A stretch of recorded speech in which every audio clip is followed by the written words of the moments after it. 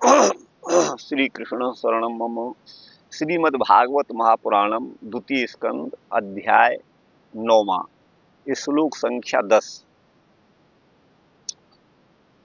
न यत्र माया किमुता परे हरिरनुव्रता यत्र सुरासुरार्चिता श्यामावदाता शतपत्रलोचना प्रसंगवस्त्रा सुरुचस्तुपेशस सर्वे चतुर्बाहव उन्मिषन्मणिप्रवेक निष्काभरणा सुवर्चस प्रवाल वैडूर्य मृणाल वर्चस परिस्फुरत कुंडल मौलिमालिनः।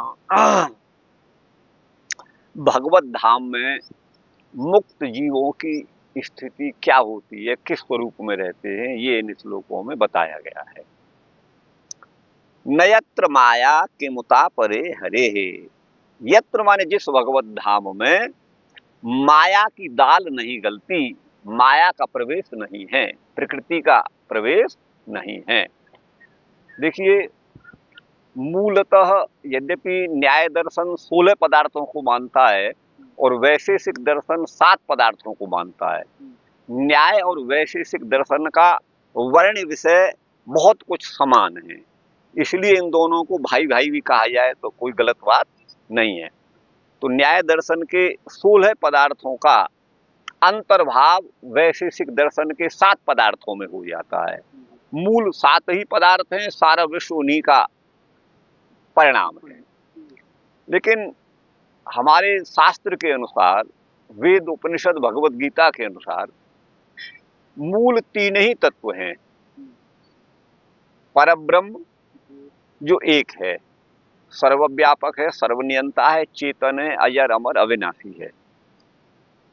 दूसरा जीव तत्व है, इसका परिमाण अत्यंत सूक्ष्म है, अणु परिमाण इसका माना गया है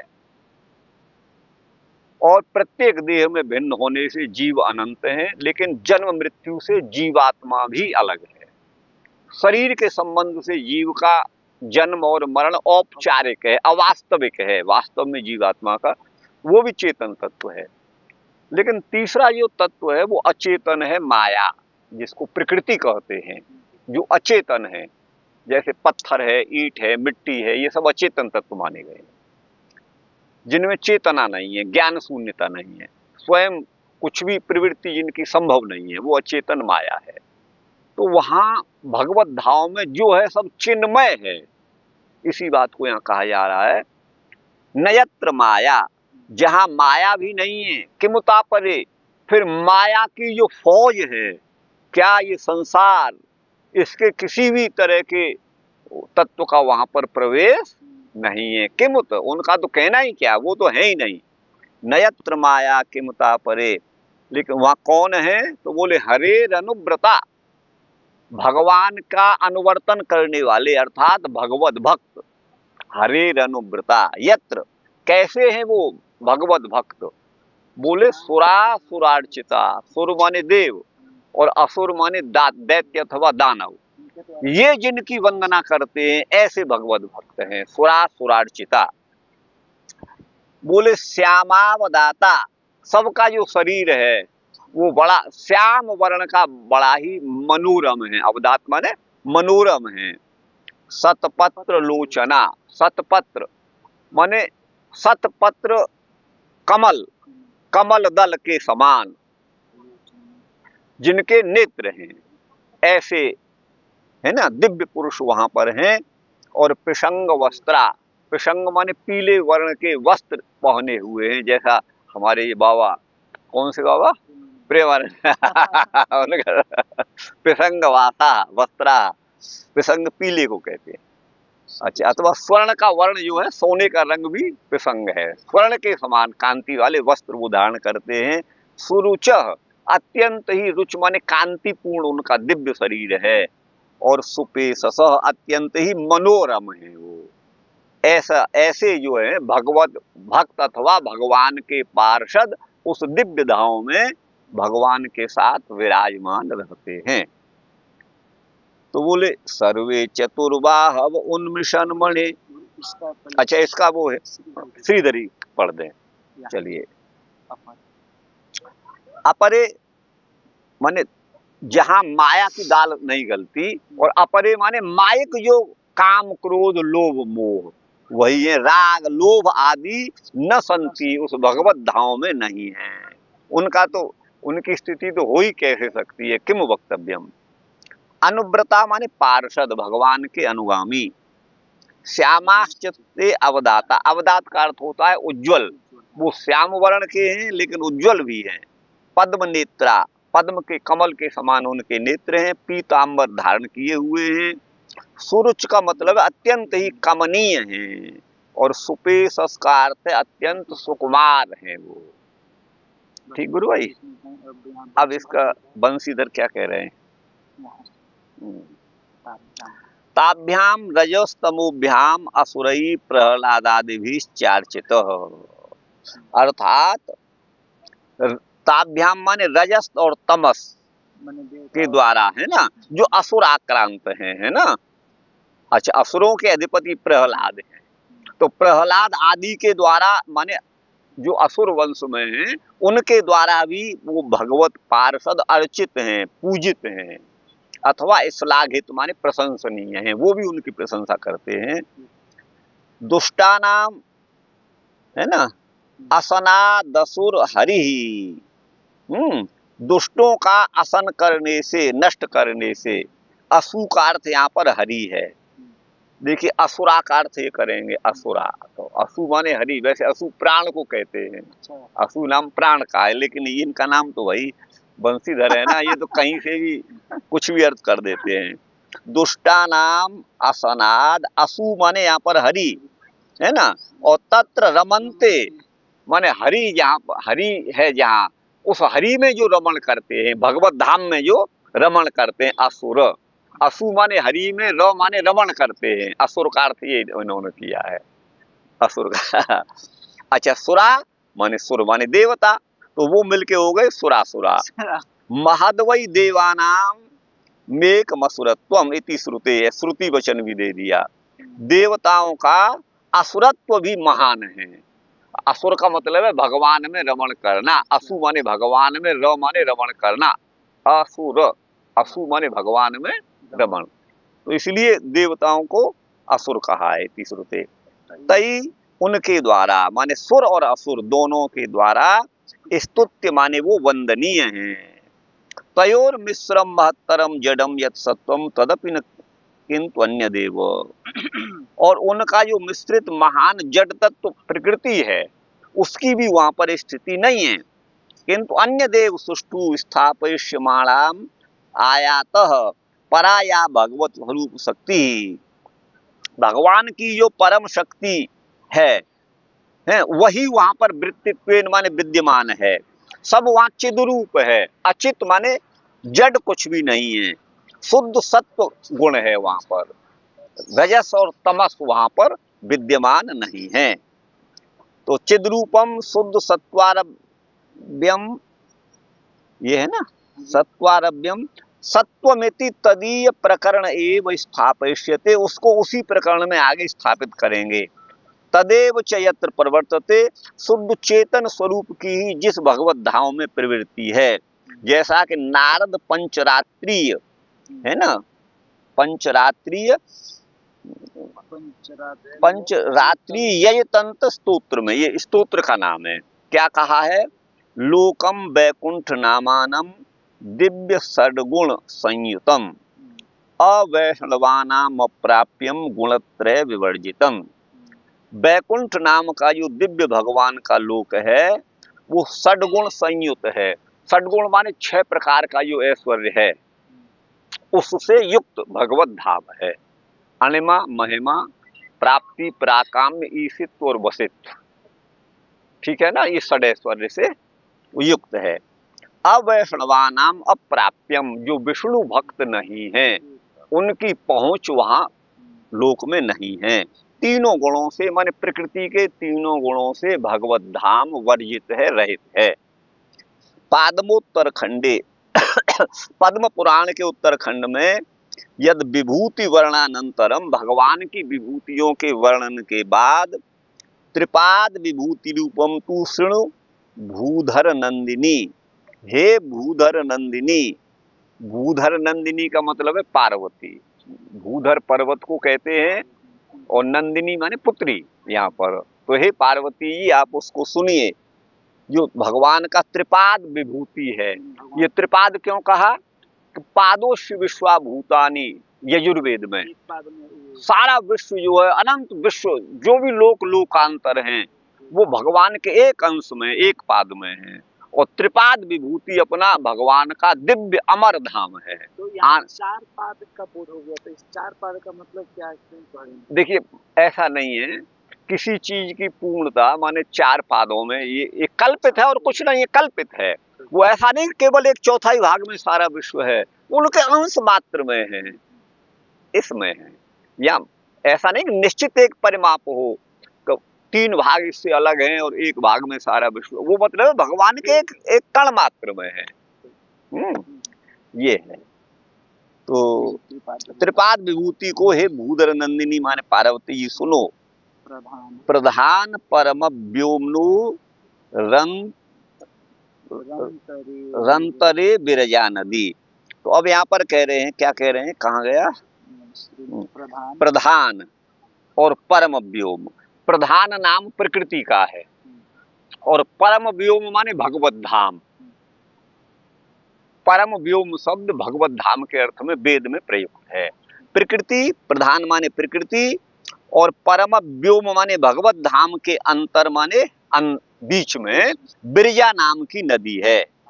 वेदांग स्वेद जनितैः तोयैः, वेदों के अंग से निकला हुआ स्वेद माने पसीना, उससे उत्पन्न जो तोय माने जल है ना, उससे वह जल उस विरजा नदी में बहता है। ऐसा एक काल्पनिक है, वास्तव में न वेद को पसीना आएगा न उनकी नदी के रूप में बहना सिद्ध होता है, लेकिन ये कहने का अपना ढंग है। पुराण इसी तरह से वर्णन करते हैं, आप समझ गए ना। किसी ने बोला कि पुराण भी अनादि है, सनातन नहीं, पुराण का अर्थ ही सबसे पुराना है, जो सबसे पुराना है उसे पुराण कहते हैं। लेकिन आप ये कहो कि नहीं ये सबसे पुराना, वेद से भी पुराना, तो ये अर्थ इसका नहीं है। आप समझ गए ना। वेद तो सृष्टि के आदि में भी थे, सृष्टि से पहले भी थे, और वो ब्रह्मा जी के मुख से प्रकट होते हैं। परमात्मा ब्रह्मा के हृदय में वेदों का ज्ञान माने प्रदान करते हैं, और ब्रह्मा जी के द्वारा फिर जो है वो ऋषियों के क्रम से हम लोगों तक वेद आते हैं। उसकी वही आनुपूर्वी माने वही वर्ण क्रम वेद में है, जो पहले था वो आज भी है, उसमें कोई अंतर नहीं आता है। तो वेदों का नित्यत्व स्वीकार किया गया है वैष्णवों के द्वारा भी और आर्य समाज के द्वारा भी, वेदों की नित्यता मानी गई है। तो वेद कोई ऐसा मनुष्य पशु पक्षी नहीं है जिसको पसीना आवे और वो जो है उसकी नदी बहने लगे, एक कहने का ढंग है। माने वेद ज्ञान भी भगवान से नीचे है। प्रधान माने प्रकृति, और भगवान का जो धाम है चिन्मय धाम है, चिन्मय लोक है, ठीक है ना, जिसको परम व्योम कहा गया है, उसके अंदर वेद हैं, माने उनकी स्थिति भी नीचे है, ये कहना चाहता है पुराणकार का यही आशय है और कुछ नहीं इसके अलावा। तो वेदांग स्वेद जनितैः तोयैः, वेदों के अंग से निकलने वाला स्वेद माने पसीना, उस पसीने से जनित माने उत्पन्न हुआ जो तोय माने जल, उससे प्रस्रावित माने बहने वाली शुभ बिरजा नाम की नदी है। तस्या पारे परम परव्योम, उसके परे बिरजा नदी के परे परव्योम है, वो त्रिपाद भूत है, माने वो अनंत गुना है इस विश्व की अपेक्षा, और सनातन है। अमृतम शाश्वतम नित्यम अनंतम परमम पदम, वो अमृत है, मृत्यु से रहित है, विनाश रहित है, शाश्वत माने हमेशा रहने वाला है, नित्य है, अनंत है, परम पद है, शुद्ध सत्वमय है, दिव्य है, अक्षर माने अविनाशी है। कौन? वह ब्रह्मण पदम, ब्रह्म का स्थान, इत्यादि प्राकृत गुणानाम, प्राकृत गुणों का वहां पर अभाव है गुरु भाई।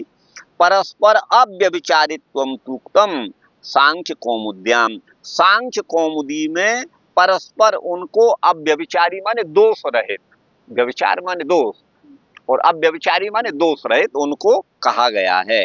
अन्योन मिथुन वृत्तयति तट्टिकायाम च अन्योन सहचरा अविनाभाव वृत्तय इति यावत, ये तीनों गुणों के बारे में है। अन्योन्य मिथुन वृत्तय, प्रकृति के जो तीनों गुण हैं वो अन्योन्य मिथुन।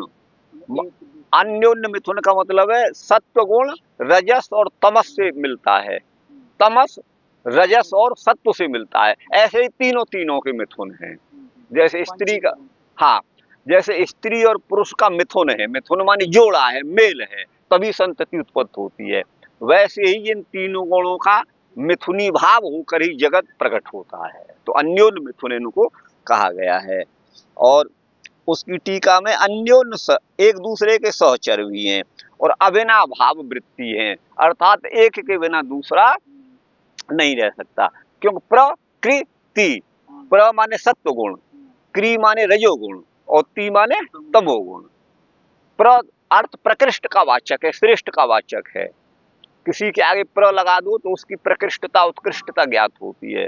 तो सत्व गुण इन दोनों से श्रेष्ठ है, इसलिए प्र। और क्री धातु करने के अर्थ में है, रजोगुण क्रिया में प्रवृत्त करने वाला है। भगवत गीता आप पढ़िएगा तो रजोवृत्ति वाला चंचल चित्त होता है जिसमें रजोगुण का आधिक्य होगा। तो क्री माने क्रियाशीलता उसमें है, किसमें, रजस में। और तमस तमोगुण जो है वो स्थिर स्वभाव वाला है। स्थिर स्वभाव वाला माने वो आलस्य, प्रमाद, निद्रा, ये उसका कार्य होता है। तो गुण वैसे इनका कोई स्वरूप नहीं है, लेकिन व्यक्ति के जो है वो व्यवहार से ज्ञात होता है कि रजोगुणी एक, तमोगुणी एक, सत्वगुण इसमें है। आप समझ गए ना। तो ये सब है। तो ये कहाँ गया ये, अमृतम शाश्वतम नित्यम, अच्छा, शुद्ध सत्वमयम दिव्यम, ये हो गया।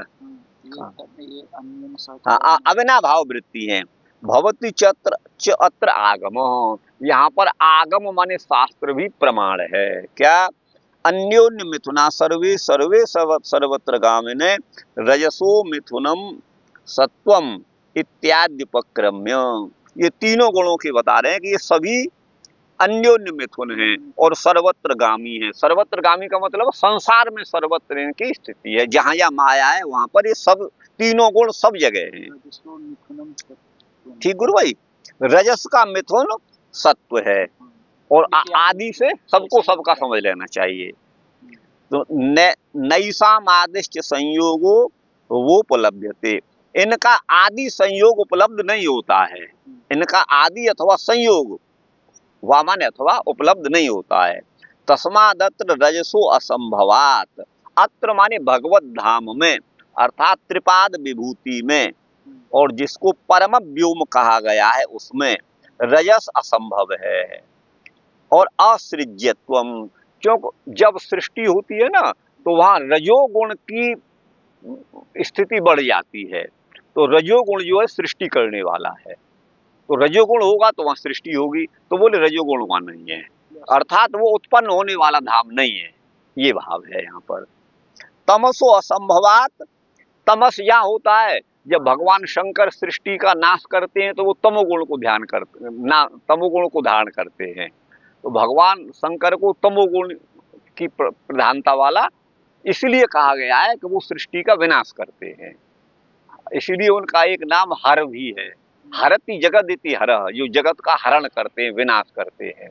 तो तमोगुण की जब अधिकता होती है तो जगत नष्ट हो जाता है, रजस गुण की अधिकता होती है तो जगत की सृष्टि होती है। ये भाव है आप इनका, यही कहने का मतलब है।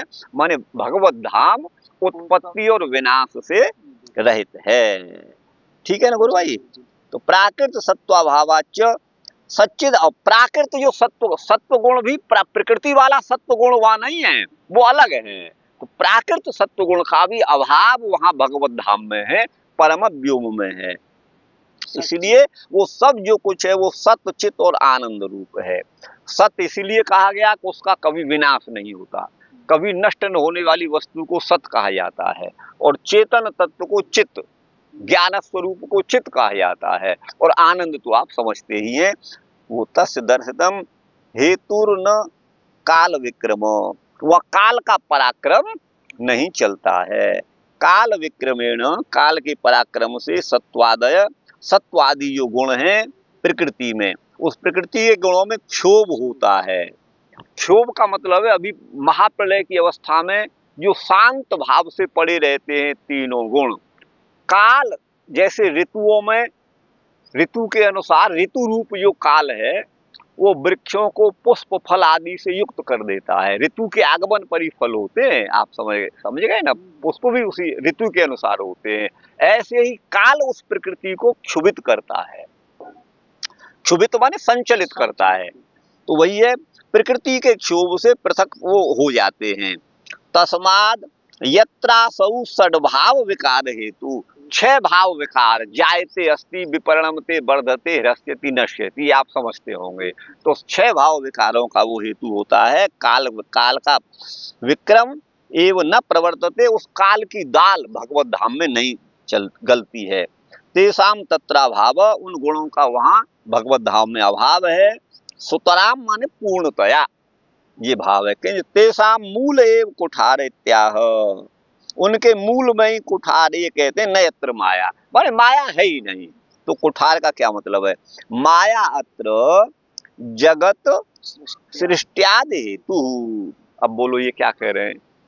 माया से ही तो जगत आता है, बनता है, जैसे मिट्टी से घड़ा बनता है, ये भी वही कह रहे हैं। तो स्वीकार करते हैं? नहीं, वैष्णव लोग कहाँ करते हैं, न निम्बार्काचार्य कर रहे हैं, और शंकराचार्य तो कर ही नहीं रहे, न वल्लभाचार्य कर रहे हैं, न रामानुज कर रहे हैं, न कहाँ कर रहे हैं। मतलब करते भी हैं और दबे मुख से कहते हैं, दबे मुख से कहते हैं। जगत को मायक तो कह देंगे, लेकिन फिर कहते नहीं भगवान ही जगत बन गया, बनने वाला। मैं एक दिन सुन रहा था राम कृपाल त्रिपाठी का, तो वो कह रहे थे भगवान जगत को बनाने के लिए कहीं से रॉ मटेरियल नहीं लाता। रॉ मटेरियल आप समझते होंगे, वो यही सब दुख था उनका। तो बोले बनने वाले भी वही और बनाने वाले भी वही, भगवान ने अपने कोई जगत रूप में परिणत, ये मैं सुन रहा था उनका, मैं कई महीने पहले सुना है, लेकिन मुझे ध्यान है, कभी मिलेंगे तो बात होंगी। बाकी हमसे वो थोड़ा द्वेष रखते हैं, ये है। तो हेतु तो हाँ हाँ, कहाँ है? जगत सृष्टि आदि का हेतु माया है, भगवान की शक्ति है, केवल कपट मात्र ही माया नहीं है, क्योंकि रज आदि का निषेध होने से तद व्युदासात भगवत धाम में उसका अभाव है। यथावा तत्र तयो संबंध सत्वम प्राकृतम सत्वम यत् तदपि न प्रवर्तते, सत्व गुण की भी प्रवृत्ति वहां नहीं होती भगवत धाम में। मिश्रम अपृथक भूत गुणत्रयम प्रधानम, जब ये तीनों गुण एक दूसरे से अपृथक हैं, अभिन्न हैं, तब इनको अवस्था होती है प्रधान। अर्थात महाप्रलय की अवस्था में तीनों गुण अपनी समान अवस्था में होते हैं, तब उस प्रकृति का नाम हो जाता है प्रधान। चात एव ईस्तव्य अभावात काल माये अपि न स्तः, माने वहां भगवत धाम पर ईस्तव्य माने शासन करने वाला कोई नहीं है। तो वहां न तो काल की दाल गलती है, न माया ही वहां पर है, और जगत उत्पन्न होता है माया से, और काल उसको क्षुभित करता है, प्रेरित करता है, ये भाव है। ये दोनों ही वहां नहीं है, इति ऐसा कहा है। माया प्रधानयोर भेदो अग्रे विवेचनीय, माया और प्रधान में कितना अंतर है उसको आगे कहेंगे। अच्छा हाँ, कैमुत्येन उक्तम एवार्थम, कैमुतिक न्याय से उसी उक्त को जो पहले कहा गया है उसको दृढ़ करते हैं। किमुतापरे, और अन्य की तो कहना ही क्या। किंचित रजस तमो मिश्रम सत्वम नेति व्याख्यातम, कुछ रजस और तमस से मिला हुआ सत्व गुण नहीं है, इस बात की व्याख्या कर दी। अब दोबारा कहना पृष्ठ पेषण है, पीसे ही को पुनः पीसना है। सामान्य रजस तमो निषेधे नहीं वो तत्परपत्ते, सामान्य रजस और तमो गुण का निषेध वहां किया गया है। गुणाद्य भावांतिर विशेष एवासौ, मन इन गुणों का अभाव उस लोक में है, असौ लोक, ऐसी आशंका करके विशेषस तस्या शुद्ध सत्वात्मिकाया स्वरूप शक्ति रेव विलास रूप, भगवान की शुद्ध सत्वात्मिका जो शक्ति है, जो भगवान की स्वरूप शक्ति है,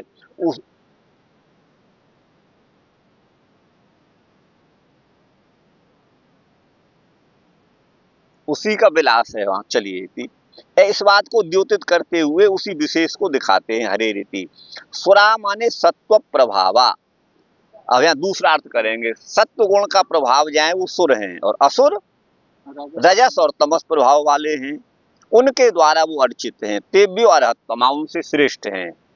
इसलिए वो गुणातीत है भगवत धाम इति भावः। ये संदर्भ है। अवदात का मतलब है निर्मल।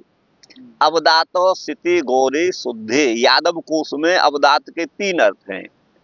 अवदात माने सित माने सफेद, और गौर और शुद्ध, ये 3 अर्थ हैं। इंद्र नील मणिवन निर्मला, इंद्र नीलमणि के समान वो निर्मल हैं। 10 दोष विनिर्मुक्त हैं। श्याम इंद्र, 10 दोष विनिर्मुक्त श्याम इंद्रमणि स्मृत। इंद्रमणि का को कहते हैं, वो श्याम वर्ण की होती है और 10 दोषों से विनिर्मुक्त होती है, ऐसा कहा गया है। सुष्ठु मृदुश्च पेश स्यात्।